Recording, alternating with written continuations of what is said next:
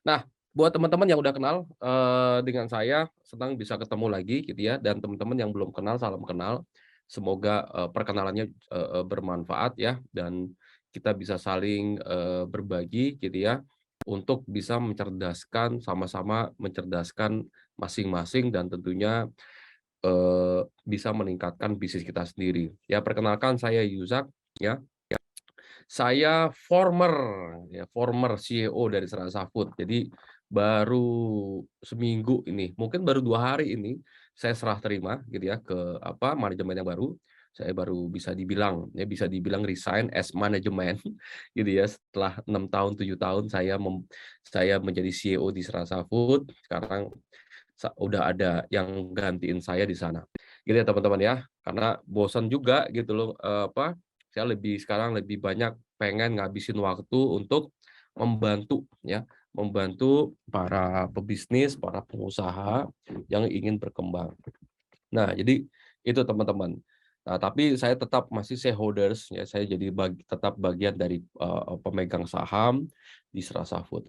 Nah, saya co-founder dari SS Venture Capital, ini activity saya, dan saya founder dari ilmukeuangan.com, ya, sebuah platform edukasi, untuk membantu, para pebisnis ya, untuk bisa mengembangkan bisnisnya dari keuangan, ya. Kenapa? Nanti saya akan jelaskan.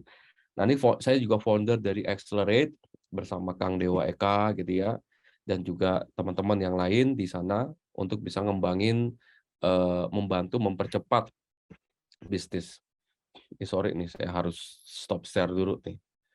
Teman-teman sorry ya, jangan tolong biar ini lancar. Oke. Nah, saya juga business advisor di beberapa perusahaan. Jadi saat ini saya sedang membantu beberapa perusahaan yang sedang berkembang gitu ya, untuk bisa saya kawal ya, saya bantu, dalam hal membuat strategi, blueprint ya, dan juga, pengembangan serta eksekusinya. Ya, dan saya juga international certified ya, financial modeler and valuation analyst. Saya financial expert di Foodies dan di Business ID ya, dan juga ngajar di beberapa kampus. Oke, gitu ya teman-teman ya. Jadi salam kenal, semoga kita bisa saling bermanfaat nantinya.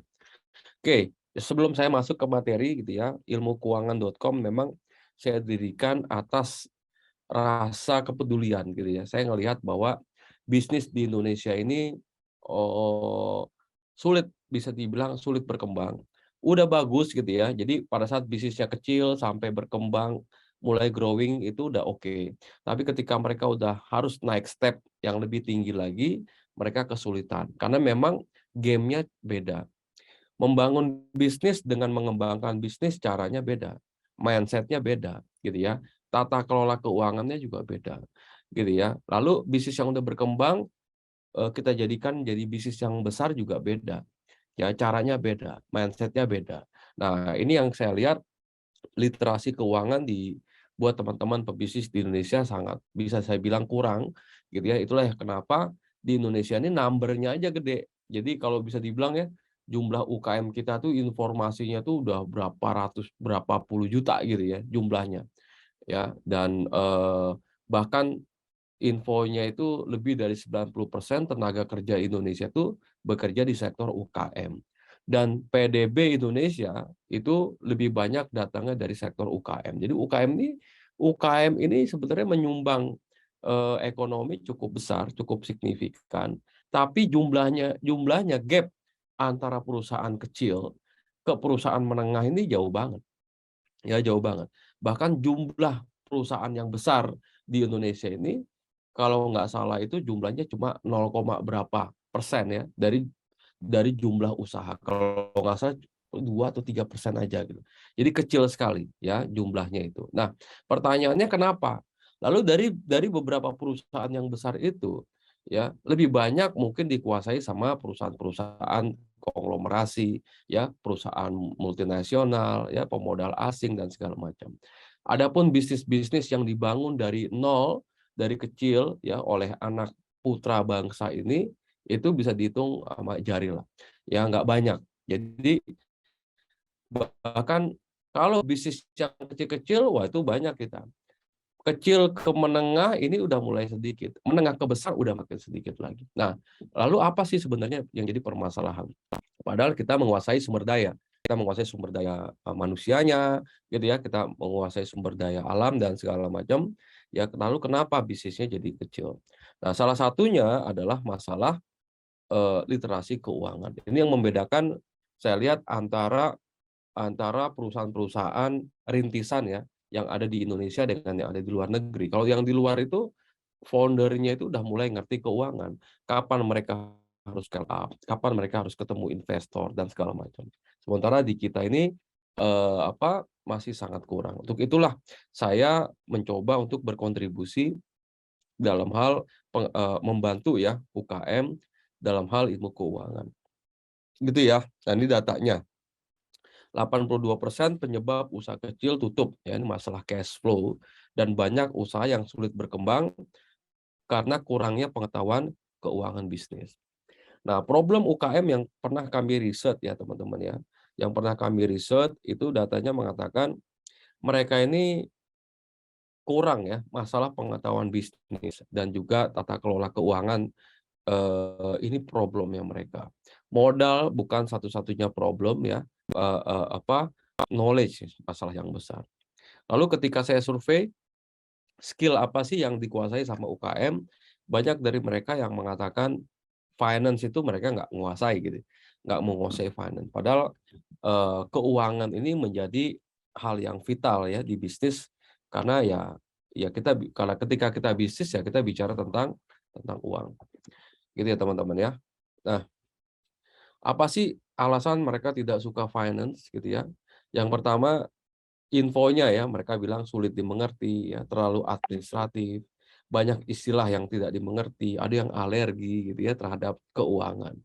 Nah, jadi ini survei-survei yang pernah saya lakukan. Jadi itulah saya ngerasa bahwa eh, ilmu keuangan memang kita harus akui eh, tidak praktikal. Jadi kalau kita belajar di kampus ya, kita belajar di mana?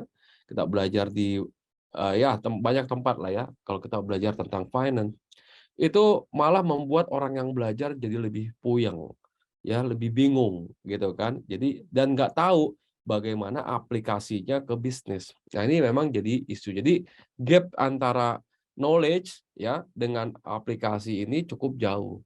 Karena mungkin banyak dari mereka yang mengajar ya, yang mengajarkan tentang keuangan bukan praktisi gitu. Sehingga bingung juga dia nerapinnya. Ya bagaimana nerapinnya nih? Kita misalkan ngomongin satu teori misalkan. Bagaimana kita ngomongin teori tentang profitability ratio. Itu secara teori ada. Ya ada teorinya, return on equity, return on asset, return on sales, lalu margin ratio dan segala macam segala macam. Tapi apa gunanya itu bagi pelaku usaha? Apa gunanya teori-teori itu? Bagaimana implementasinya? Apa korelasinya? Lalu kita ngelihat liquidity ratio, kita belajar tentang rasio likuiditas ya di kampus kan. Lalu apa itu indikator apa sih? Ya, lalu bagaimana penerapannya? Lalu bagaimana kita membacanya? Nah, itu yang saya lihat gap ya antara financial knowledge ya dengan aplikasinya. Nah, disinilah saya ngerasa kayaknya perlu ada jembatan ya, bagaimana membuat satu kurikulum belajar keuangan bisnis lebih aplikatif karena saya ngerasa bahwa finance should be practical ya. Jadi bagaimana finance ini eh, bisa dipraktekkan. Makanya kami dari ilmu keuangan saya membuat kurikulum belajar yang lebih aplikatif gitu ya, yang lebih aplikatif, yang bisa langsung dan banyak contoh kasus dan segala macam. Ya gitu ya teman-teman ya. Nah, jadi mudah-mudahan misi ini bisa terus makin besar dan tentunya saya juga sangat terbuka untuk kolaborasi ya dengan siapapun yang sama-sama ingin membantu ya usaha perusahaan di Indonesia ini bisa lebih besar. Oke, gitu ya teman-teman ya. Nah, sekarang kita ngebahas tentang sesuai dengan brosur kita akan ngebahas tentang struktur biaya. Ya, struktur biaya pada saat krisis tuh kayak gimana sih kita ngaturnya. Nah, oke. Nah, sekarang kita akan bahas, apa sih dampak dari struktur biaya? Struktur biaya ini akan berdampak ke banyak hal tentunya. Yang pertama yang paling kelihatan adalah profitability. Ya, profitability ini yang paling terdampak kalau kita tidak bisa mengatur struktur biaya. Saya kemarin membantu salah sebuah perusahaan yang udah cukup lama, umur perusahaan ini udah 30-an tahun ya. Ya, 30-an ya kalau nggak salah, itu cukup lama. Nah, perusahaan ini pernah berjaya mungkin di masa lalu gitu ya, pernah berjaya di masa lalu sehingga perusahaan-perusahaan yang dulu itu kan modelnya itu kan eh, OPEX-nya gede-gede gitu ya. Jadi operational expense-nya gede, kantornya gede, semuanya gede gitu ya. Nah, sampai perusahaan ini mulai mengalami fase ya, fase ya mungkin ya secara tren bisa dikatakan fasenya itu udah menurun, saturated ya, udah mulai dia udah mulai decline. Nah, pada saat itu decline, kebetulan perusahaan ini udah masuk ke generasi kedua ya. Nah, itu struktur biayanya masih belum berubah, teman-teman. Jadi struktur biayanya masih belum berubah, masih lama. Jadi pada saat dia declining dan declining-nya udah cukup lama, itu struktur biayanya masih menggunakan struktur biaya yang lama. Lalu dia punya operational expense masih cukup besar, ya, dengan productivity ya itu yang turun gitu. Jadi karyawannya masih banyak ya, masih ratusan, lalu kantornya juga gede gitu ya.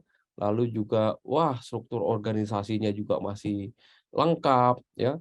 Lalu fixed cost-nya juga masih terlalu besar yang menyebabkan perusahaan ini megap-megap sebenarnya. Jadi sebenarnya perusahaan itu udah mulai ada bermasalah. Cuma memang perusahaan ini bisa dibilang masih ada nyawanya, ya masih ada nyawanya. Kenapa? Karena perusahaan ini mungkin itu dia punya cadangan cash yang cukup bagus, ya mungkin ya pada saat mereka jaya gitu ya, mereka masih punya cadangan cash.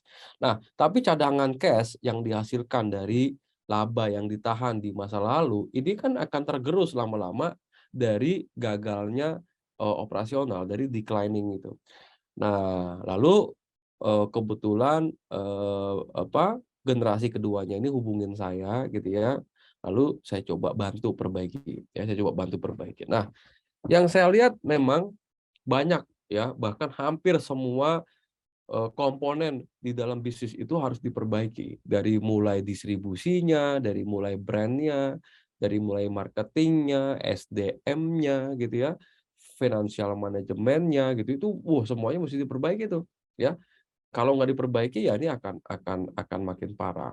Nah, termasuk ya yang kita yang kita perbaiki ya soal masalah keuangannya, struktur biayanya. Nah, begitu saya tanya tentang gimana di sini, begitu saya pelajari ya struktur biayanya, saya dapat datanya, saya ngelihat wah ini nggak sehat ya, nggak sehat. Bisa saya lihat itu dia punya fixed cost mendekati angka 50% dari revenue, yang mana sebenarnya fixed cost itu dulunya itu nggak sampai di 50%. Nah, jadi ada beberapa yang kita harus lakukan. Nah, jadi pada saat krisis seperti itu, ya kita harus adjust ya teman-teman ya, struktur biayanya. Nah, jadi kita bisa lihat ya teman-teman, ini apa sih? Ini laba operasional ya. Nah, apa aja kita akan pelajari ya tentunya hari ini. Hari ini ada 3 sebenarnya poin yang pengen saya sharing, analisa cost structure, analisa degree of operating leverage gitu ya, dan analisa break even point. Nah, tapi mungkin saya coba bahas 2 aja ya, cost structure dengan break even point. Degree operating leverage ini little bit advance di finance ya. Nanti kita akan belajar di sesi yang lain. Nah, sekarang sebelum Anda masuk ya ke dalam mengelola atau melihat struktur biaya seperti apa, coba Anda lihat dulu kondisi bisnis kita saat ini seperti apa sih, ya. Apakah kita masih masuk kondisi perusahaan yang profit ya dan cash flow-nya juga sehat, atau kita masuk ke dalam kondisi perusahaan yang cash flow-nya masih oke gitu ya. Cash flow-nya masih oke tapi kita terus mengalami kerugian gitu ya. Atau kita masuk ke dalam kondisi bisnis di mana profitnya oke, tapi cash flow-nya negatif, atau kita ada di nomor 4 nih. Ya, ada di nomor 4. Jadi cash flow-nya negatif dan juga sedang mengalami kerugian yang terus-menerus. Nah, kalau kayak gini, ya, Anda ada di posisi nomor 1, 2, 3, dan 4, tentunya cara kita men-treatment bisnis kita beda. Ya, cara men-treatment bisnis kita beda. Kita mau fokus kemana? Ya, nah kalau kita misalkan di nomor 1, ini mungkin waktu yang tepat Anda untuk bisa ningkatin bisnis Anda. Ya, market share-nya ditambahin, ya, ekspansi, tambah cabang, buka outlet baru, ya, jalanin program-program jangka panjang, awareness, ya, akuisisi market, segala macam. Ini mungkin kita akan lakukan kalau kita ada di nomor 1. Nah, tapi ya,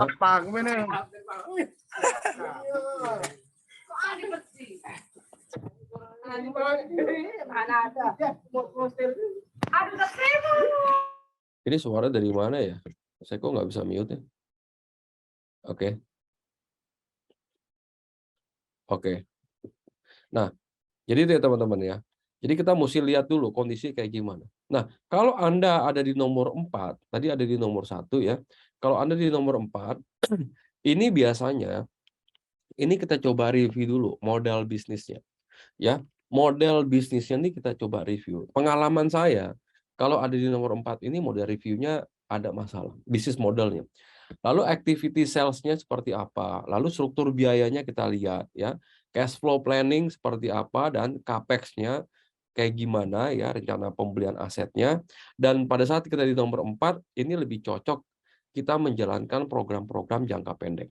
Ya, kalau kita ada di nomor 2 gitu ya, ini kita selamatkan dulu profitability-nya ya, kapan waktunya kita menyelamatkan profitability.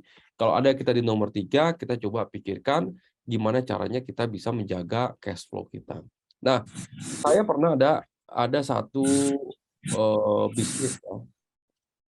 Ada satu bisnis yang saya bantu juga. Kebetulan bisnis ini menurut saya dia ada di nomor 4 nih, teman-teman. Dia ada di nomor 4 di sini, cash flow-nya nggak bagus, udah itu rugi, tapi yang dia jalankan adalah long term program. Seperti dia lakukan banyak sekali awareness ya, marketing gitu ya. Lalu dia juga ekspansi gitu ya, dia ekspansi segala macam. Gak lama dari situ saya udah nebak nih, ini akan jadi masalah nih. Betul. Gak lama dari situ dia mulai WhatsApp saya, lalu ngabarin bahwa dia ada masalah cash flow dan ada kemungkinan dia akan kesulitan untuk membayar gaji karyawan dan membayar supplier. Nah, di sini saya melihat bahwa ya enggak, itu problemnya gitu. Ya. Jadi banyak perusahaan yang ada di nomor sini gitu ya, lalu dia coba-coba untuk seperti ini, nggak bisa teman-teman. Yang namanya lagi krisis ya, lagi nggak bagus ya kondisinya, itu short term terus, ya short term terus. Kita akan review strategi kita. Jadi cari jalan keluar, strategi-strategi jangka pendek yang kita bisa lakukan untuk bisa keluar dari krisis. Nah, waktu itu saya pernah bilang ke perusahaan itu, agenda kita adalah selamatkan cash flow. Itu, cash flow dulu.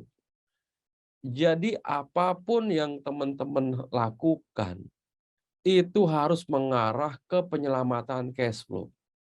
Ya, program-program yang sifatnya malah memperburuk keadaan, itu kita tunda. Ya, kita tunda. Kalau ada program marketing yang harus dijalankan, pastikan program marketing itu murah dan impact-nya besar terhadap penjualan. Saya udah kasih saya udah kasih guideline. Lu lakukan ini, lakukan ini, lakukan ini. Ya, pada saat cash flow. Ingat agendanya adalah cash flow.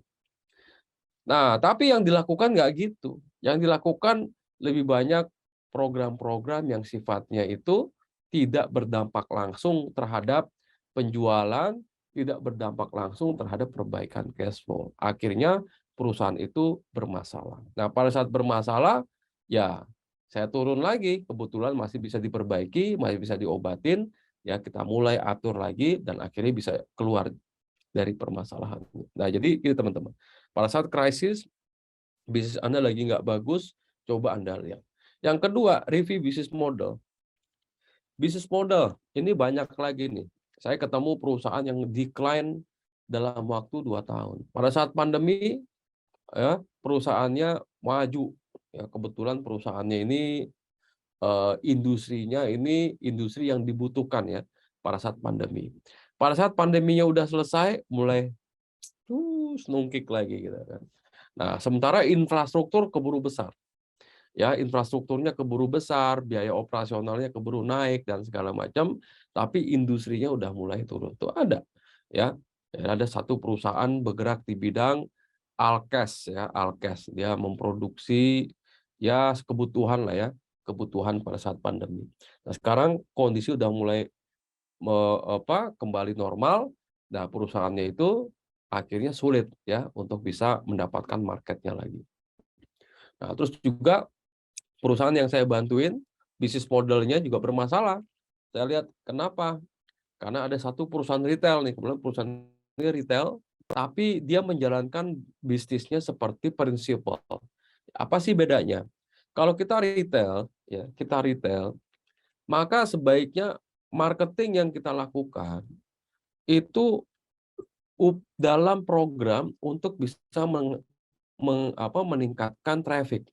Ya, untuk bisa meningkatkan traffic tokonya dan segala macam. Nah, bukan kita melakukan marketing activity untuk apa? Untuk mempromosikan brand-brand yang ada di toko kita. Kenapa? Karena produk-produk yang ada brand yang di toko kita itu bukan punya kita. Ya. Nah, jadi kebetulan retail ini dia aktivitinya itu terus aja iklan, yang diiklanin apa? Produk orang gitu kan yang diiklanin. Nah, akhirnya begitu saya lihat cost structure-nya, struktur biayanya kok ini gede banget ya di marketing. Saya tanya mulai ke marketingnya, ini marketing untuk apa? Ya. Oh, kita lakukan ini. Oke, kegiatannya apa? Pakai iklan. Oke, coba saya lihat kontennya kayak gimana. Loh, ini kok ada satu produk, emang ini produk IU punya? Bukan. Produknya supplier. Kenapa yang IU iklanin gitu kan? Artinya produknya produk supplier yang iklanin kita. Itu yang membuat akhirnya biaya operasional jadi besar. Nah, lalu saya bilang ke dia gitu kan, saya bilang rubah. Kalau you mau mempromosikan produk-produk supplier, minta support dari suppliernya. Ya, minta support. Jadi semua biayanya kalau bisa itu di-cover sama suppliernya. Jangan kita gitu. Tugas kita adalah mendatangkan traffic. Bagaimana traffic toko kita jadi lebih banyak. Entah kita mau buat event kayak atau mau buat apa kayak. Nah, itu memungkinkan. Nah, akhirnya begitu dirubah bisnis modelnya, mulai dia bisa mendapatkan profitability yang lebih bagus. Gitu ya. Nah, jadi gitu teman-teman. Nah, jadi banyak teman-teman apa yang kita harus lakukan. Nah, apa itu cost structure? Jadi cost structure itu adalah rincian biaya yang dikeluarkan oleh perusahaan untuk menjalankan aktivitas utamanya. Ya. Nah, pada prinsipnya di dalam laba rugi ya, di dalam laba rugi kan ada biaya ya. Nah, biaya ini ada beberapa jenis ya. Ada yang sifatnya variabel, ada yang sifatnya itu fixed cost. Gitu ya, fixed cost. Nah, teman-teman mesti lihat nih, kapan sih kita lebih banyak menggunakan variable cost dan kapan kita menggunakan fixed cost. Nah, salah satu unsur biaya yang ada di dalam struktur biaya adalah COGS. Ya, cost of goods sold. Nah, biaya ini gitu ya, ini karakteristiknya berbeda nih dengan karakteristik biaya OPEX gitu ya. Karena COGS ini punya dua sifat. Sifat yang pertama adalah ini biaya langsung. Ya, ini biaya langsung. Artinya apa? Disebut biaya langsung karena biaya ini automatically, directly akan langsung terjadi ketika terjadi penjualan. Ya, langsung ya, langsung directly ya terjadi pada saat terjadi penjualan. Ya. Jadi pada saat misalkan Anda jual apa nih? Anda jual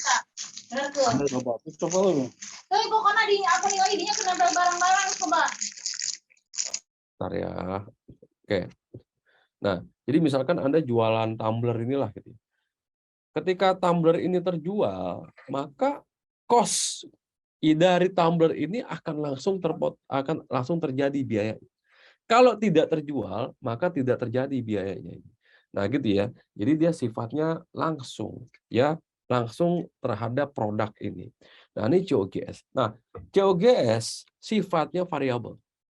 Kenapa sifatnya variabel? Karena baru terjadi biayanya kalau ada penjualannya. Kalau nggak ada penjualan, ya nggak ada biayanya, gitu ya. Nah, itu COGS. Makanya dia bersifat variabel, variabel cost. Nah, jadi Anda mungkin banyak dari kita ya, banyak dari kita ketika kita krisis atau kita lagi ngerasa, "Aduh ini profit lagi nggak bagus nih." Kita langsung mulai ngoprek-ngaprek COGS-nya. Saran saya jangan. COGS itu Anda jangan terlalu sering ngotak-ngatik ya, cost of goods sold-nya itu atau cost per unit-nya itu. Kenapa? Karena khawatir kalau Anda otak-atik ya, misalkan Anda pengen turunkan COGS gitu ya, malah berdampak ke kualitas produknya. Malah nanti konsumennya kabur. Kalau ngembaliin konsumen kecewa itu susah, teman-teman. Ya, ngembaliin konsumen kecewa. Kenapa? Karena mungkin produknya jadi nggak bagus, Anda coba ganti bahan baku biar yang lebih murah dan segala macam segala macam. Wah, harga cabai tinggi nih, gitu ya. Harga cabai tinggi nih. Sekarang nih harga minyak naik nih, gitu kan. Tuh gimana ya? Akhirnya apa? Padahal padahal produk Anda ini cabenya itu unik misalkan. Tapi memang harganya lagi tinggi. Tapi kalau cabenya ini diganti sama sama apa? Substitusinya, malah kualitasnya akan menurun gitu. Nah, ini akan sangat beresiko menurut saya kalau Anda ganti. Kenapa? Karena resiko bisnis menurut saya ya, salah satu resiko bisnis yang paling berat adalah resiko apa namanya, konsumen. Ketika konsumennya udah mulai kabur, kecewa, itu akan sangat sulit kita akan ajak kembali ya untuk beli produk kita lagi. Sayang, padahal kita untuk bisa mengakuisisi customer, untuk bisa memanage customer, ya, memaintain customer itu perlu pengorbanan, ya. Jangan sampai kecewa gara-gara apa? Kita ganti bahan bagus segala macam. Jadi menurut saya COGS ini salah satu biaya yang sangat sensitif, ya, sensitif. Jadi kalau kita nggak ada ilmunya, jangan ya, jangan kita coba-coba ngotak-ngatik ini. Saran saya gitu. Oke, nah COGS ada dua ya, trading goods dan manufacture goods. Kalau Anda jual beli, ya Anda pakai produk trading. Kalau Anda produksi, ini sebut dengan manufacture goods. Ya, jadi jangan. Nah, COGS ini akan turun ya. Dia akan turun kalau apa? Pertama, economies of scale. Ya, economies of scale artinya apa? Makin banyak produk yang kita produksi, ya makin kecil cost per unitnya. Gitu ya, makin kecil cost per unitnya. Kenapa? Karena volume yang makin banyak itu akan mengcover biaya tetap yang tetap di dalam sebuah proses produksi.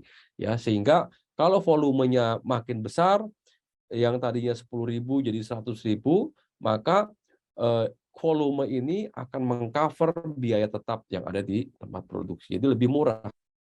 Yang kedua adalah economies of scope ya. Economies of scope itu kita menggunakan fasilitas yang sama untuk menciptakan varian ya, varian produk yang berbeda. Ini juga akan menurunkan COGS. Yang ketiga adalah lower input cost. Jadi biaya yang lebih kecil ya tentunya akan apa? Menurunkan COGS. Dan yang terakhir adalah proses desain yang lebih cepat ya, faster proses desain ini akan menurunkan COGS. Nah, keempat strategi ini yang akan bisa mengecilkan cost per unit sebenarnya teman-teman. Ya, cost per unitnya akan jadi jauh lebih kecil kalau kita jalankan ini. Tapi bisa nggak kita mangkas COGS itu dengan mengganti bahan baku? Sebenarnya bisa. Tapi di situ harus ada proses R&D yang kuat. Yang kedua harus dilakukan market research yang bagus gitu ya.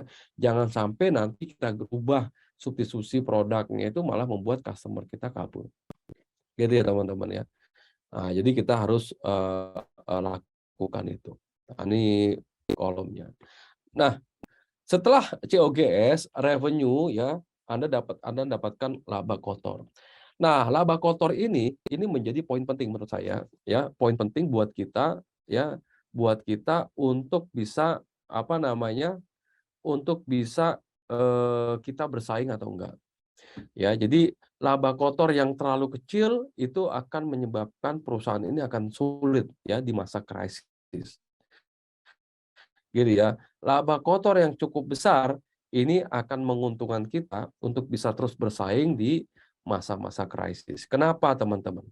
Krisis misalkan apa sih penyebabnya? Ya, resesi, penurunan ekonomi dalam waktu yang begitu panjang disebabkan karena apa? Ya, karena kondisi global. Misalkan pandemi baru beres dihajar sama perang. Gitu ya. Perang akhirnya apa? Dampaknya ke supply. Ya, supply negara-negara nahan dan segala macam yang akibatnya apa? Kenaikan harga-harga, inflasi yang nggak bisa dihindari. Gitu ya. Inflasi yang nggak bisa dihindari akhirnya menyebabkan kenaikan harga-harga dari mulai harga raw material ya lalu naik ke harga-harga bahan jadi ya dan segala macam. Kenaikan harga akan menurunkan daya beli gitu ya, akan menurunkan daya beli. Menurunnya daya beli akan menurunnya omset penjualan perusahaan-perusahaan. Menurunnya omset akan membuat perusahaan melakukan efisiensi dan ujung-ujungnya akan meningkatkan pengangguran. Pengangguran akan jadi lebih banyak. Jadi ini kan the efek apa namanya bola gitu ya. Nah, lalu bagaimana kita nih sebagai pebisnis nih kalau kita terdampak di sana, teman-teman? Ya, apa yang kita bisa lakukan?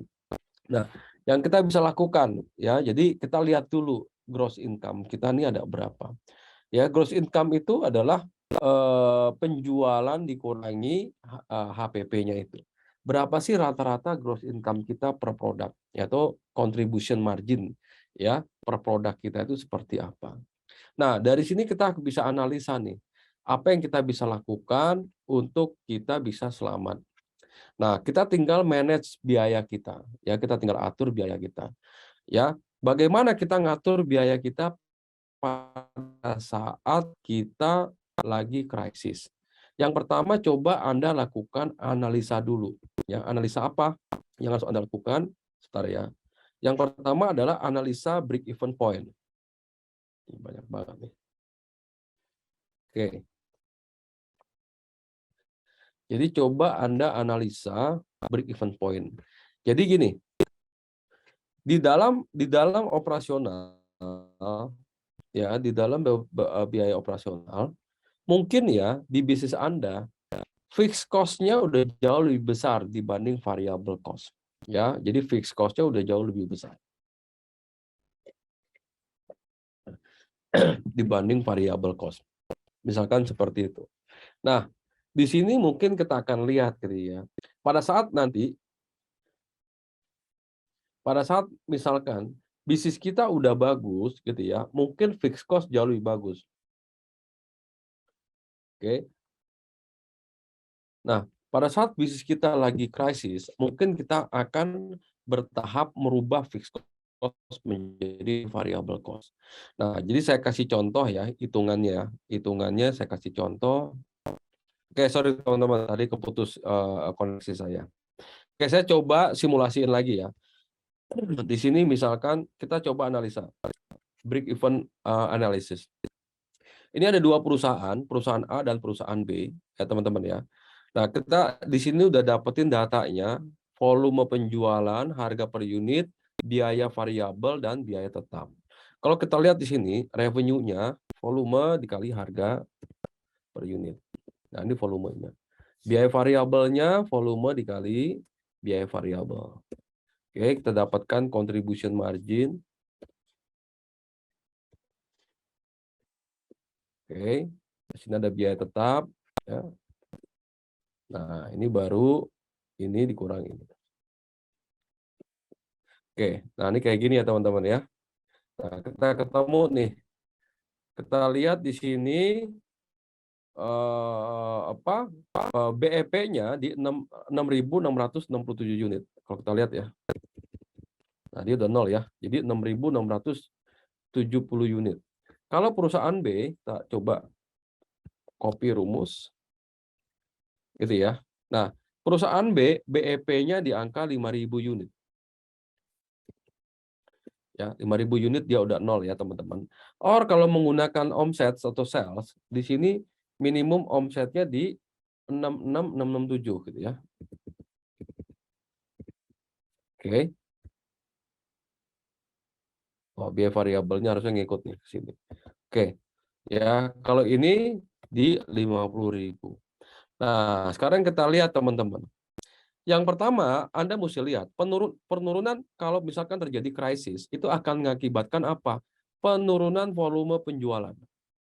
Jadi penurunan volume penjualan itu diakibatkan salah satunya misalkan lagi krisis. Daya beli ya, daya beli yang nurun akhirnya orang nggak beli produk kita lagi. Apalagi produk kita ini termasuk produk-produk yang bukan kebutuhan pokok misalkan. Ya, bukan kebutuhan pokok. Jadi produk kita ini produk yang nice to have lah gitu ya. Nah, akhirnya volume penjualan menurun. Nah, pada saat volume penjualan menurun, ya Anda mesti hitung dulu. Di sini BEP-nya 6667, ya, 6667. Dengan struktur biaya kita lihat di sini fixed cost-nya lebih besar, ya. Fixed cost kita lebih besar dibanding yang ini. Jadi fixed cost-nya di sini 40.000, 6667 ini. Nah, tiba-tiba misalkan teman-teman, tiba-tiba misalkan penjualan drop nih, ya, drop dari 10.000 turun ke angka 6.000, gitu ya, turun di angka 6.000. Kayak gini. Ini kan langsung menyebabkan perusahaan Anda loss. Kita lihat teman-teman ya. Langsung menyebabkan kita loss nih, minus 7%. Nah, lalu Anda lihat nih, tren penurunan penjualan ini terjadi sejak kapan? Ya, sejak kapan? Lalu pada saat penjualan menurun ini kan banyak faktornya. Ya, faktornya banyak. Apakah produknya udah decline atau industrinya memang turun, ya, atau memang ada ekonomi makronya gitu ya. Ya, harganya naik, inflasi, lalu bisa juga disebabkan karena kurangnya kita agresivitas dalam penjualan dan segala macam. Itu dianalisa dulu. Oke, setelah kita analisa, ternyata faktor ini terjadi karena faktor eksternal, bukan internal. Ya, internalnya perubahan, gitu ya. Internalnya nggak ada perubahan, semuanya oke-oke aja. Ya, tapi karena faktor eksternal ini mengakibatkan penjualan kita turun. Ya. Oke, sebentar nih. Saya tuh kok bingung ya. Ini suara-suara dari mana ya?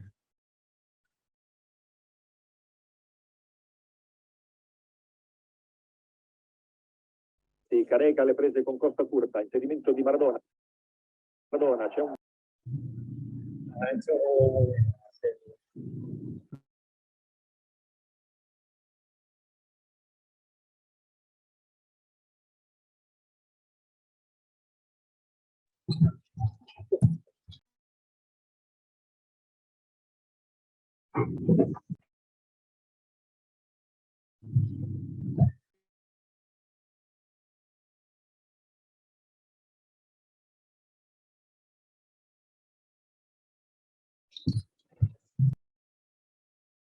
Oke, teman-teman. Sorry. Iya, ini udah di mute all ya. Oke. Oke, mudah-mudahan udah hilang ya suaranya ya. Oke, sekarang kita lanjut ya teman-teman ya. Wah, muncul lagi nih. Saya lihat sini udah mute semua nih.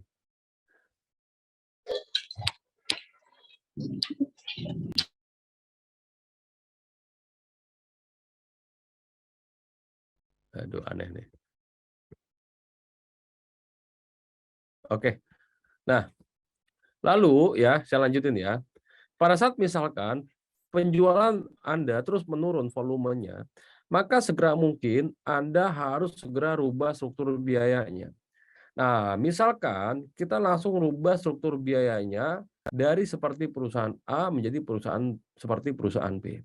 Nah, kalau kita lihat perusahaan B, kita lihat di sini dia lebih banyak ya, dia lebih banyak menggunakan variable cost-nya dibanding biaya tetapnya. Di sini kita lihat ya, biaya tetapnya dia turun nih, dari 40.000 dia turunkan ke 20, tapi variabelnya dia naik ya. Yang di sini 4, di sini 6. Nah, kalau kita lihat di sini apa yang terjadi, ya ini saya balikin dulu ya, 10.000. Saya balikin dulu ke 10.000. Apa yang terjadi? Pada saat terjadi seperti ini, sebenarnya pada saat penjualannya sama-sama 10.000, dia akan mendapatkan revenue 100.000, biaya variabelnya 60, contribution marginnya 40, dan biaya tetapnya 20. Perusahaan ini sama-sama menguntungkan 20.000 ya. Sama-sama mendapatkan keuntungan 20.000. Nah, misalkan ini kan tadi turun nih teman-teman penjualannya, jadi 6.000 nih, gitu ya, 6.000. Nah, pada saat di sini penjualannya turun jadi 6.000, dengan struktur biaya yang udah dirubah, ya, struktur biaya udah dirubah, perusahaan ini masih ada plus sekitar 7%. Sementara yang di sini, kalau kita tidak rubah struktur biayanya, dia akan minus 7%. Gitu ya teman-teman ya. Nah, berapa break even point-nya dengan perubahan ini? Break even point-nya sekarang ada di angka 5.000. Jadi perusahaan ini ya akan break even kalau penjualannya turun sampai dengan angka 5.000. Sehingga perusahaan ini udah mengamankan. Ya udah mengamankan. Jadi tidak hanya mangkas biaya, tapi dengan cara merubah struktur biayanya. Mudah-mudahan jadi pahamin ya teman-teman. Nah, jadi senantiasa saya sarankan Anda coba cek berapa sih break even point ya dari bisnis operasional Anda sampai Anda mengetahui berapa sih minimum penjualan yang harus dicapai sama perusahaan untuk bisa mengcover semua biaya. Jadi biaya ini ada di titik nol, di titik impasnya gitu ya. Nah, jika misalkan penjualan kita terus menurun, lalu kita tidak rubah struktur biayanya, akibatnya akan jadi seperti ini. Oke. Nah, ketika Anda udah tahu teman-teman break even point-nya di angka berapa ya, lalu Anda coba nih ya. Anda coba mulai rubah struktur biayanya ya, mulai pelan-pelan rubah struktur biayanya. Apa aja yang bisa dirubah? Struktur biaya atau biaya di dalam fixed cost ya, di dalam operational cost. Itu kadang-kala ada yang sifatnya fix, ada yang sifatnya variabel. Misalkan nih, yang sifatnya fix gaji, ya gaji. Bisa nggak di dalam situasi krisis ya, itu kita sementara rubah dulu. Waktu pandemi kemarin, saya membantu ya banyak perusahaan merubah struktur biayanya. Kenapa? Karena kalau dipotong, ya contohnya gini, misalkan ada perusahaan, ada orang gajinya misalkan 10 juta ya. Pada saat normal dia segini. Nah sekarang pada saat situasi nggak normal, bisa nggak dia tetap 10 juta? Tapi misalkan nih, 60%-nya fix, 40%-nya variabel, misalkan ya. Jadi Anda rubah dulu. Artinya apa variabel? Kalau misalkan based on performance gitu. Ya, jadi based on performance. Kalau performanya bagus, ya dia dapat 40%-nya, sehingga dia tetap. Nah, resiko perusahaan dengan struktur biaya yang dirubah seperti ini tentunya beda, ya, tentunya akan sangat beda. Nah, tapi buat tim kita, ya, mereka masih punya kesempatan untuk bisa mendapatkan angka ini, gitu, ya, based on performance. Karena apa? Kalau kita nggak merubah, ya, kalau kita nggak merubah ini, maka ini akan jadi resiko, dan resiko yang paling fatal adalah kita gagal bayar. Ya, kita nggak bisa gaji karena nggak ada uangnya, dan akhirnya apa? Itu jauh lebih fatal menurut saya, jauh lebih risiko. Ya, kalau kita terjadi gagal bayar. Nah, sebaliknya teman-teman, ketika perusahaan Anda berkembang, ya, kita balik ya sekarang kondisinya. Ya, ini 10.000, ini 10.000.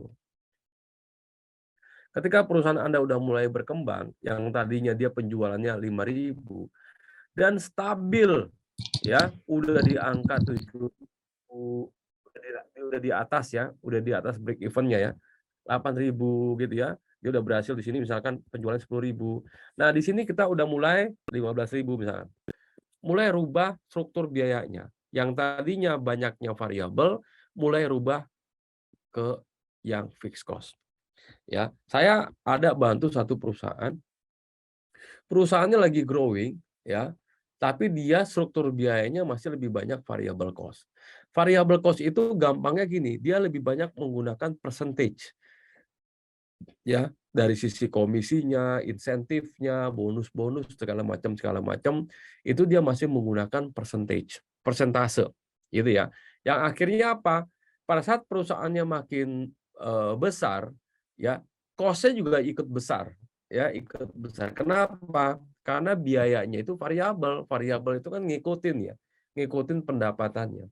Nah, lalu dia ngeluh tuh, kenapa? Karena pada saat omsetnya di 20-an miliar, itu keuntungannya itu sekitar di 11%.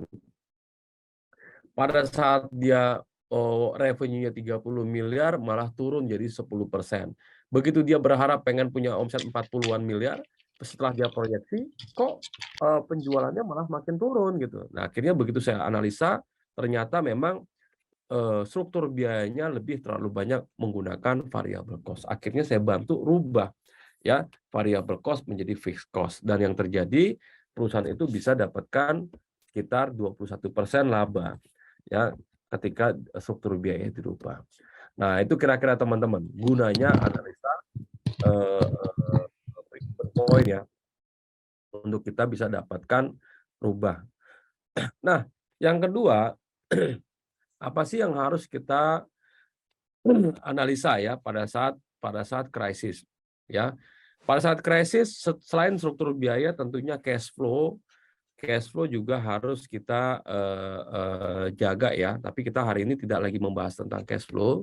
Nah, yang kita mesti lihat adalah pertumbuhan dari fixed cost. Ya, pertumbuhan dari fixed cost ini kita harus jaga. Jadi ya, modal kerja sangat penting tentunya pada saat krisis ya. Jadi kontrol budget bersama dan kenaikan biaya overhead kalau bisa jangan lebih dari 50% dari kenaikan omset. Jadi intinya gini, pada saat omset Anda naik ya dari 1M ke 2M misalkan, kenaikan 100%, maka sebisa mungkin overhead itu kita bisa jaga 50%-nya maksimal dari 100%. Berarti sekitar ya 50%. Jadi kalau misalkan tadi omset kita 1M, overhead-nya itu 100 juta misalkan 10%. Ya, pada saat omset kita jadi 2M, 2 miliar, kenaikan overhead-nya itu kalau bisa jangan lebih dari setengahnya. Ya, artinya sekitar 100 bukan ke 200 tapi 100 ke 150. Sehingga kita masih bisa memperlebar margin kita. Gitu ya. Nah, jadi budget harus dikontrol, overhead harus dijagain. Gitu ya. Lalu jangan terlalu banyak cari kegiatan-kegiatan yang sifatnya itu tidak directly ke penjualan, tidak langsung berimpact ya terhadap penjualan. Oke. Nah, lalu ini yang penting juga yang ingin saya sampaikan teman-teman. Oke. Nah, jadi resiko yang akan muncul pertama misalkan Anda analisa nih. Kira-kira resikonya apa aja nih yang akan terjadi. Jadi di bisnis itu ada beberapa risk ya. Yang pertama market risk ya. Jadi marketnya ini ada risiko di pasar ya, baik dari faktor eksternal ya, dari sisi makro industrinya ya, dari sisi pasarnya dan segala macam. Nah, lalu dari sisi credit risk ya seperti apa? Operational risk dan liquidity risk. Nah, Anda mesti lihat nih. Kalau market risk itu lebih banyak dipengaruhi mungkin sama faktor eksternal misalkan. Ya, Anda nggak bisa ngapa-ngapain juga. Ya, nah yang mungkin yang kita bisa lakukan adalah misalkan operasional risk ya, resiko operasional dan resiko likuiditas. Nah, ini yang mungkin kita bisa jagain gitu ya. Nah, dari sini semua Anda coba mapping nih. Resiko-resiko itu mau diapain nih. Ya. Nah, misalkan nih kita lihat nih kemungkinan-kemungkinan yang terjadi. Ya. Misalkan nih resikonya low probability dan low impact ini mungkin ya udahlah Anda terima aja. Jadi kita coba terima resiko-resiko yang kemungkinannya kecil gitu ya dan impact-nya juga nggak terlalu. Nah, kalau Anda ketemu resiko yang probability-nya itu kecil tapi impact-nya gede, nah coba Anda mitigasi. Coba Anda cari apa mitigasinya. Jalan keluarnya apa ya, way out-nya kayak gimana. Cari kalau resiko yang kemungkinan besar itu terjadi, ya, tapi impact-nya nggak gede, coba Anda transfer. Maksudnya apa? Anda pindahkan. Ini resikonya pindahin. Contohnya apa? Asuransi kayak, ya kalau terjadi misalkan kecelakaan kerja atau apa segala macam gitu ya. Nah itu Anda transfer. Nah Anda hindari ya resiko-resiko yang kemungkinan besar terjadi dan impact-nya gede. Ini coba kita hindari. Ya. Nah dari sini coba Anda mapping nih dalam membuat strategi-strategi gitu ya pada saat lagi krisis gitu ya, strategi yang paling tepat ya kita ambil adalah strategi yang quick win, cepat ya. Jadi high impact low effort. Tidak perlu mengeluarkan banyak biaya gitu ya, tidak perlu mengeluarkan banyak resources gitu ya, tapi ini bisa akan mendapatkan impact yang cukup besar ya terhadap perusahaan. Cari ya strategi yang quick win ini apa. Lalu untuk yang major project ini mungkin kita bisa pending dulu. Ya, impact-nya mungkin gede tapi effort-nya besar. Ya, mungkin akan ngeluarin duit cukup besar di awal, ini mungkin kita akan pending dulu. Gitu ya. Lalu yang sifatnya low impact ya, low impact, low effort, mungkin kita akan delegasikan ya, delegasikan. Misalkan apa? Anda outsource dulu segala macam gitu ya. Jadi misalkan kegiatan-kegiatan yang impact-nya nggak terlalu sih gitu ya, tapi effort-nya ini nggak usah lah Anda kerjain dulu sendiri. Coba Anda delegasikan sehingga resources kita masih bisa kejaga. Nah, Anda hindari kegiatan-kegiatan yang sifatnya low impact, high effort ya. Jadi ini thankless ya, task gitu. Jadi project-project terima kasih itu mungkin kita hindari dulu ya, jangan ya, nggak perlu Anda kerjain yang seperti ini. Jadi lakukan, cari kegiatan-kegiatan yang sifatnya quick win ya, bisa langsung berdampak. Nah ini juga kemarin saya terapkan ya, saya terapkan ke salah satu bisnis ya, dan yang tadi saya ceritainnya dia punya masalah, saya perbaiki semua cost structure-nya dan strategi untuk rebound ya. Untuk rebound-nya itu betul-betul kita fokuskan ke quick win. Nah, salah satu perusahaan yang ini dia kebetulan punya aset, yaitu apa? Database customer. Dia punya database customer-nya itu eh, di atas 50.000. Ya, ada 50.000 dan aktif ya, aktif customer-nya itu artinya customer-nya itu aktif belanjanya itu kecil sekali. Nah, coba saya lihat ini ya. Saya buka datanya ya. Bentar. Nah, akhirnya apa? Ya, akhirnya apa? Jadi yang kita lakukan ya, yang kita lakukan adalah untuk bisa memperbaiki bisnisnya dalam waktu yang cepat, kita pilih, kita kumpulkan quick win strategi. Nah, apa yang kita bisa lakukan? Yang pertama adalah aktivasi member. Gitu ya, aktivasi member. Nah, yang kedua adalah yang kita bisa lakukan adalah tingkatkan drop size atau basket size. Nah, ini paling cepat nih. Jadi member ini ternyata belum jarang diaktifasi. Nah, akhirnya mereka membuat satu program ya, bikin Zoom customer engagement, itu langsung bisa naikin penjualan.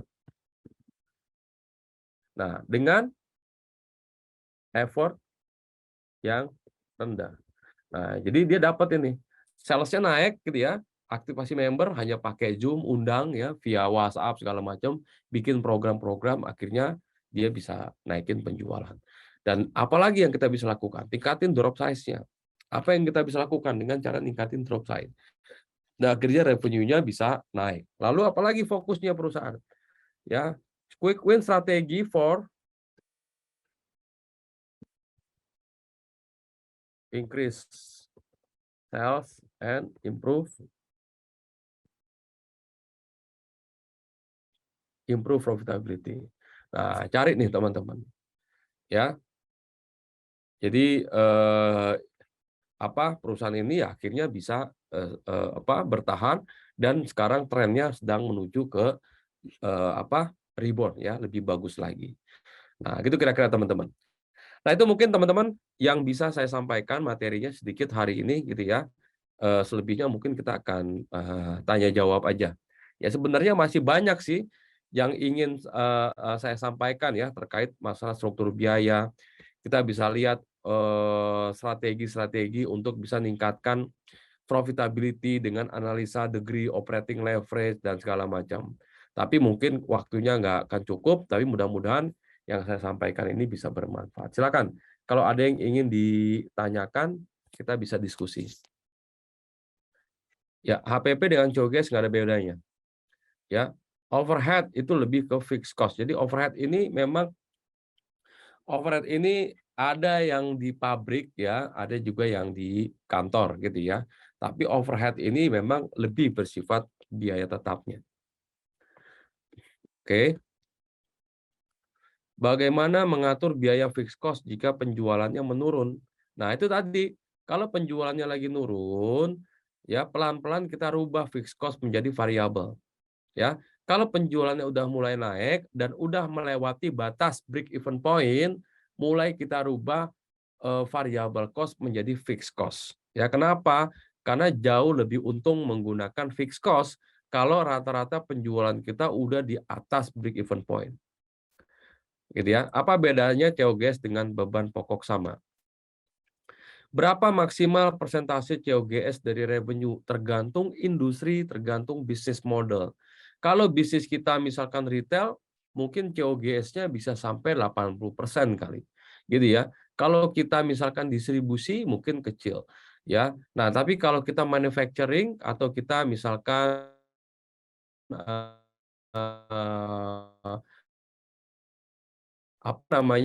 prinsipal COGS-nya bisa di atas 50-an%. Ideal piutang itu berapa lama, Coach? Industri properti. Ideal piutang industri properti berapa lama? Nah, ini tergantung nih.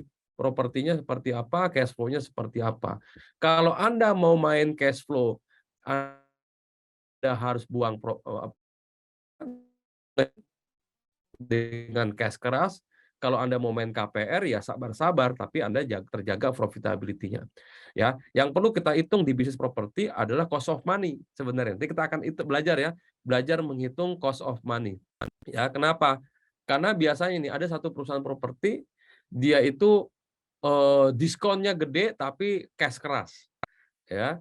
Nah, lalu kedua dia menjual juga KPR tapi diskonnya nggak terlalu signifikan. Nah, setelah saya hitung ya antara harga KPR dengan harga cash keras selisihnya cukup jauh. Nah, selisihnya itu begitu saya hitung cost of money-nya, ternyata dia rugi kalau dia jual cash keras menurut saya. Gitu loh. Menurut saya rugi. Kenapa? Karena diskonnya terlalu besar. Ya, diskonnya terlalu besar. Padahal kalau dia butuh duit cash gitu ya di depan yang selisihnya cuma sekitar 6 bulan antara duit cash keras dengan KPR misalkan ya, duit masuk KPR. Itu kan kita bisa adu cost of money-nya dan menurut saya selisihnya itu terlalu besar dan melebihi bahkan berkali-kali lipat dari cost of money. Jadi ini ya itulah karena dia tergiur untuk mendapatkan cash. Tergantung game-nya mau seperti apa. Coach, apakah oke.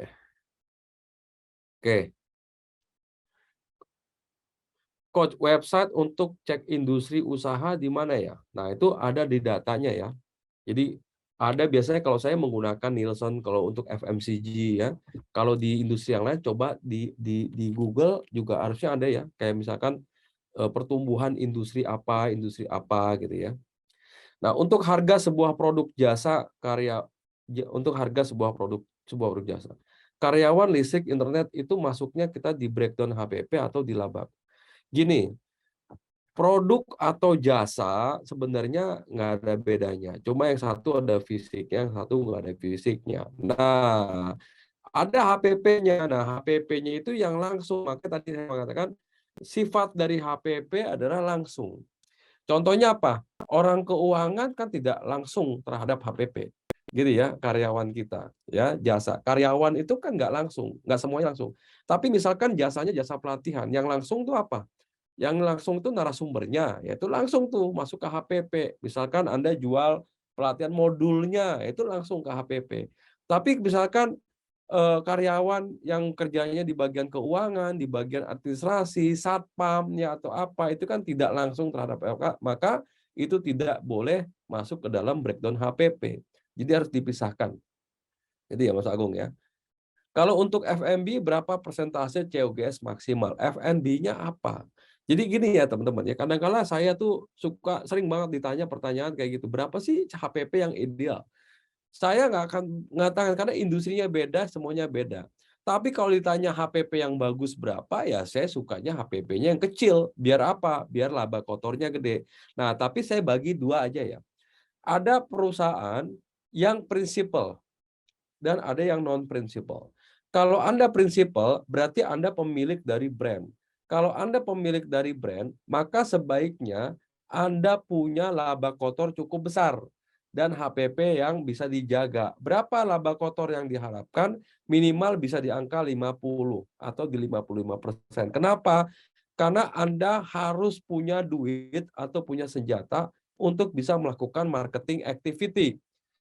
Dan marketing activity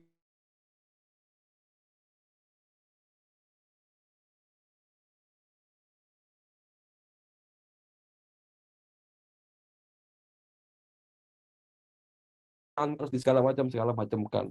Tapi kalau bisnis Anda bukan bisnis yang harus punya brand, komoditi misalkan, maka marketing activity Anda nggak terlalu banyak. Mungkin laba kotor sekitar 30% cukup. Ya, jadi HPP.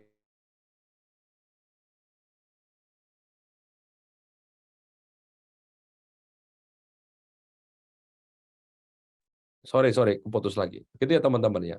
Nah, yang kedua adalah misalkan Anda retail. Ya, retail yang dibangun kan kalau Anda ngebangun bisnis retail kan Anda bukan produk brandnya, tapi Anda bagaimana brand retailnya ini yang diangkat. Ya, maka Anda harus punya cukup karena retail biasanya Anda nggak punya HPP yang kecil, lumayan HPP-nya. Kenapa? Karena harga jual dari suppliernya udah lumayan. Maka Anda harus bermain di volume. Kalau Anda mau bermain di volume, berarti Anda meningkatin traffic. Maka marketing activity-nya diambil dari laba kotor gitu ya, dengan cara mendapatkan lebih banyak volume penjualan. Nah, kira-kira kayak gitu teman-teman. Jadi dibedakan itu aja. Oke. Nah, sekarang masuk lagi apa nih?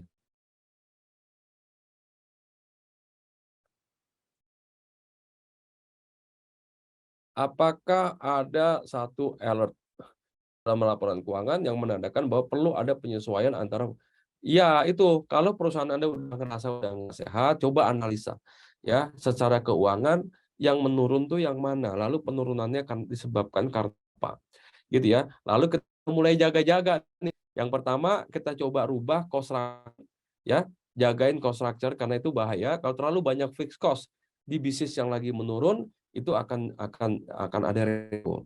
Gitu ya. Coba pakai apa? Pakai analisa break even. Kalau saya menggunakan itu.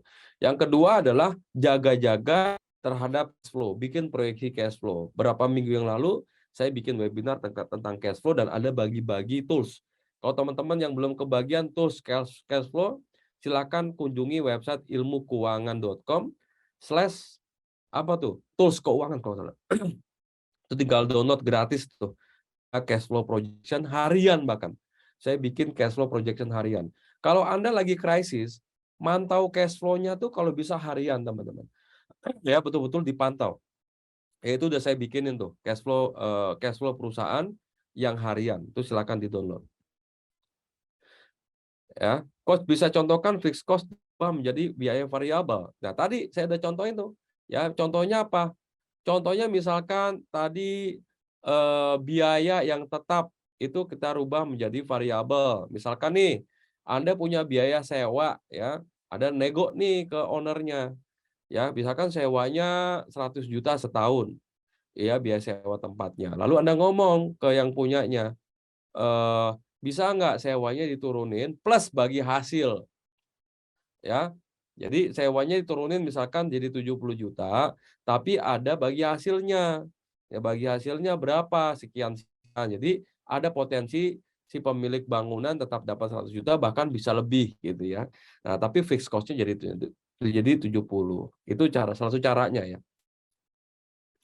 Kalau usaha udah jalan 1 tahun, kita boleh tidak pakai BEP dari perusahaan kategori sejenis. Yang enggak, ya BEP itu internal kita sih, ya internal kita. Kita harus melihat kondisi kita. Jadi kita boleh tidak pakai BEP dari perusahaan sejenis. Ya bisa sih untuk pembanding ya, tapi kalau untuk melihat kondisi kita ya harus pakai kita. Ya, fixed cost apa saja yang bisa dirubah menjadi variable cost? Nah, ini bagus nih pertanyaan tadi ya, beban sewa, ya, gaji, ya, rubah tuh yang tadinya misalkan nih bilang ke tim ya kalau di situ kayak krisis ya, bilang ke tim, misalkan gajinya waktu itu dipotong 30%, tapi ada bonus kalau mencapai target, ya. Terus apalagi itu, ya. Jadi misalkan gaji, sewa, terus juga misalkan apa tuh marketing, sifatnya kerjasama itu jadi variabel semua.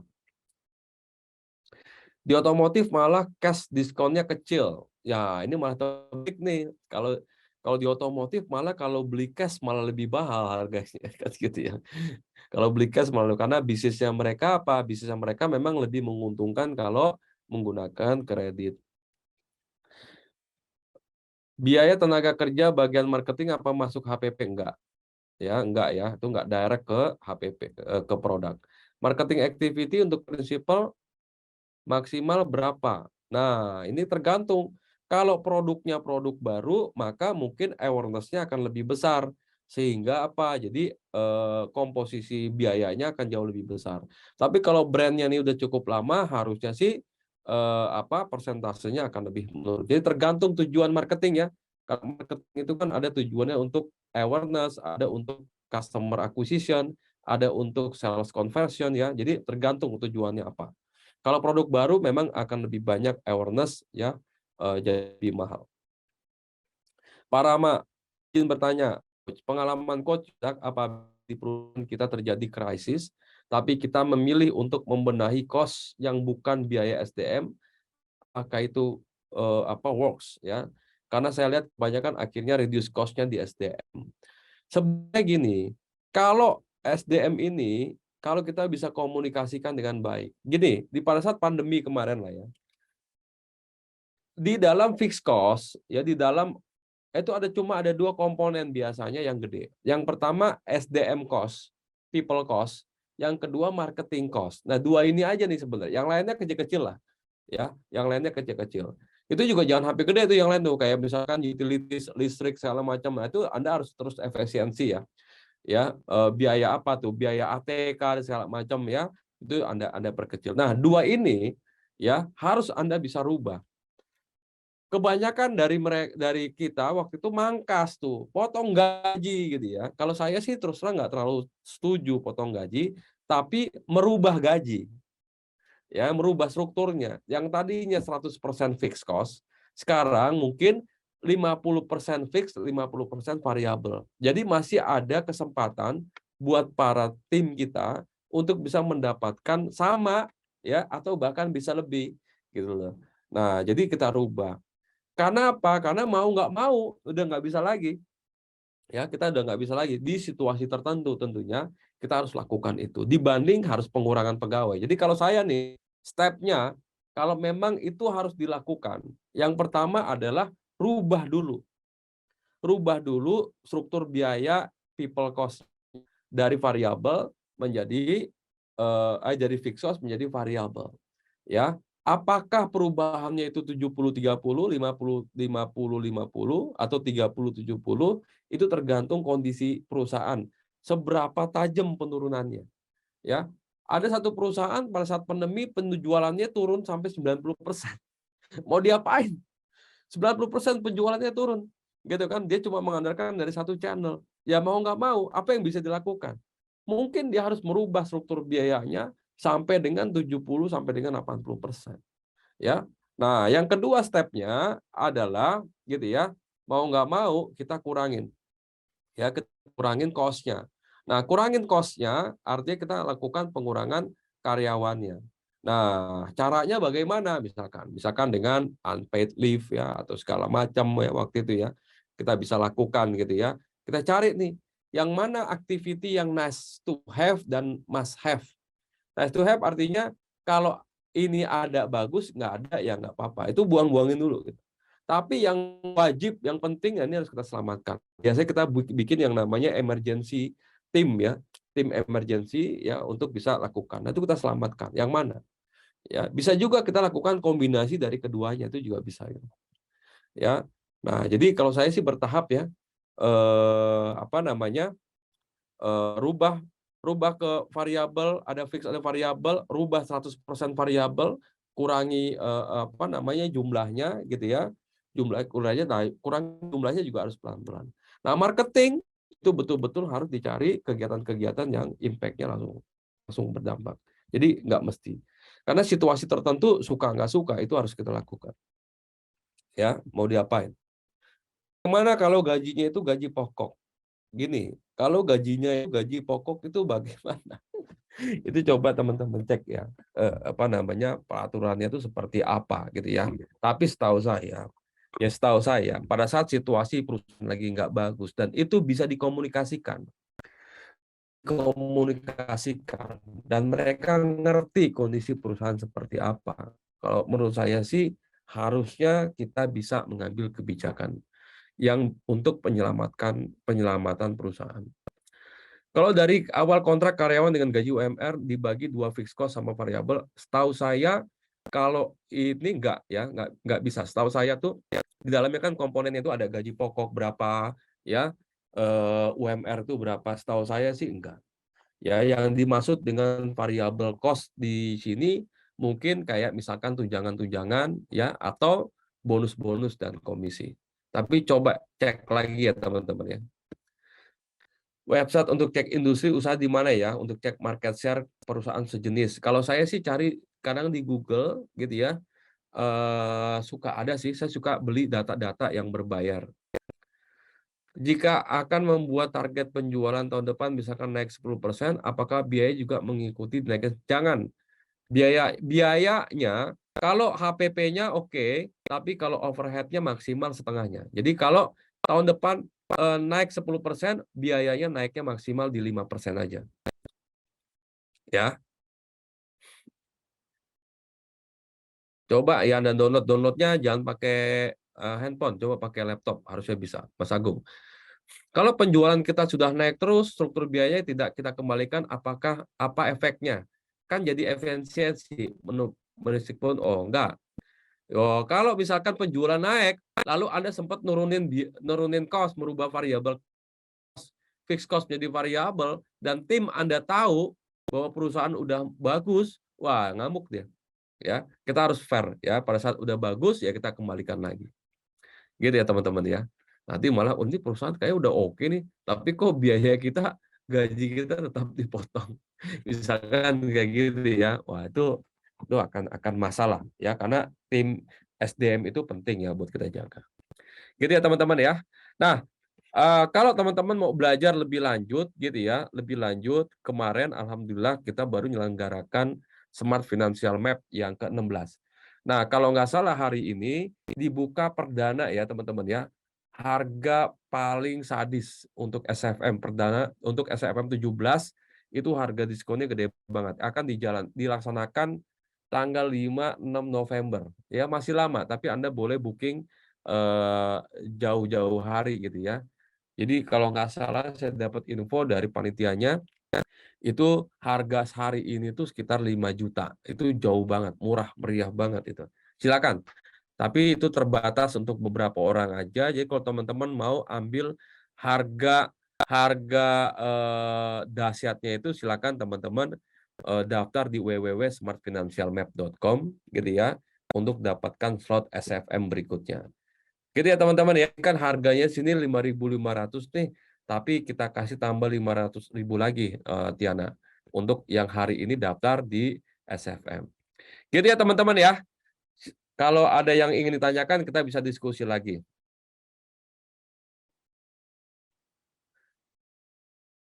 Ya, itu ada datanya. Oke, teman-teman, kalau udah nggak ada pertanyaan gitu ya, thank you tuh mungkin sampai yang bisa saya sampaikan gitu ya. Saya kembalikan lagi ke Tiana. Silakan Tiana. Terima kasih Coach Yusak buat ilmunya dan sharing sessionnya tadi. Semoga itu bermanfaat juga buat teman-teman dan buat bisnis teman-teman ya. Oke teman-teman, sebelum kita tutup, boleh nggak teman-teman on cam, nanti kita mau foto bersama dulu untuk dokumentasi. Mohon waktunya sebentar teman-teman untuk on kameranya ya.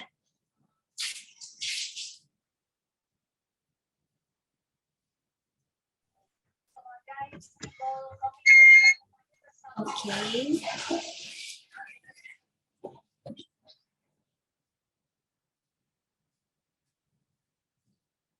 Masih ada yang belum on kamera, boleh tolong sebentar aja waktunya untuk on kameranya.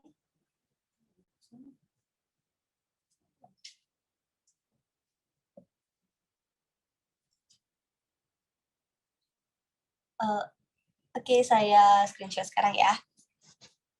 1, 2, 3. Sekali lagi 1, 2, 3. Oke teman-teman, terima kasih banyak atas waktunya. Kita mau ngingetin lagi kalau misalkan teman-teman mau join ke Smart Financial Map, itu sekarang tuh lagi ada promo ya teman-teman ya, dari harga normal dari 7.500.000 jadi harga promonya itu 5.500.000. Jadi potongannya tuh lumayan banget. Untuk teman-teman yang mau join bisa dilihat untuk informasi lebih lanjutnya bisa hubungi customer service kami atau bisa ada di kolom chat kami ya. Untuk teman-teman yang mau info lebih lanjut tentang ilmu keuangan, bisa di-follow juga Instagram-nya, juga bisa di-subscribe di YouTube-nya ya teman-teman ya. Oke teman-teman, kalau misalkan udah nggak ada pertanyaan lagi, terima kasih banyak atas waktunya. Sampai ketemu di webinar ke depannya ya teman-teman ya.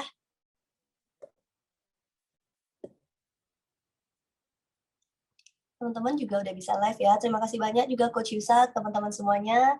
Semoga hari Sabtunya lancar. Happy weekend buat teman-teman semua ya.